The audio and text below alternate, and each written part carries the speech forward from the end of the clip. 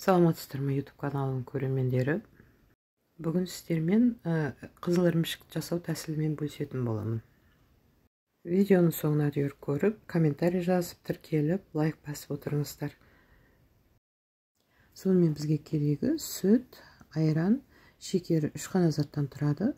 Бұл қызыл ірімшік заманауи түрі. Сүтімізді құйып, қайнауға жақындағанда үстіне айранымызды құятын боламыз. Сөйтіп сүтімізді ірітіп аламыз. Тынбай қозғап тұрамыз, астына тартпас үшін.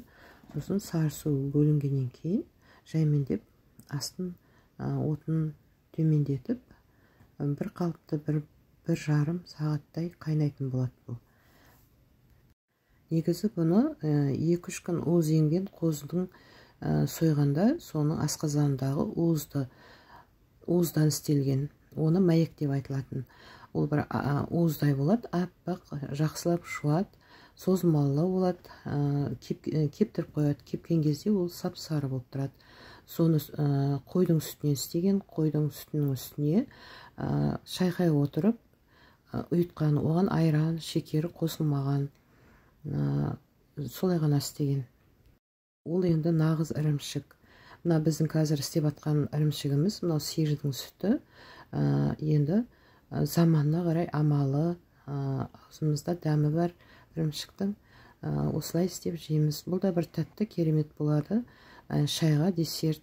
Міне біздің сары суымыз бөлініп, ірімшіктің басы біріге бастады. Енді бұған біз шекер қосып, жақсылап шекерін араластырып, тағы да 1,5 сағаттай қайнататын боламыз. Қызыл болғанша міне біздің ірімшігіміз дайын болды. Бұны су ағатын ыдысқа, душылаққа салып алып, нығыздап, үстін ауырсатпен басып қоятын боламыз. 1-2 сағатқа суы сорғығаннан кейін дайын болады. Мен бір үстіне 2 литр банкаға су құйып қойдым, бастырдым. Міне бір 2-3 сағаттай өтті, біздің ірімшік дайын болды, суы сырғыды. Міне осылай керемет ірімшік болып шықты. Бұған да кішкене су ағыпты. Бұның суынан төгіп тастауға болмайды, бұны ежеге істеуге болады. Енді бұл да керемет бір ас, жеңсік ас дейді. Осылай тілгіштеп, кесіп, дастарханға қойып болады. Міне біздің ірімшігіміз дайын болды.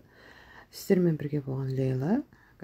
Видеоны соңына дейін көрсеңіз, лайк басып, комментарий жазып, тіркеліп отырыңыздар.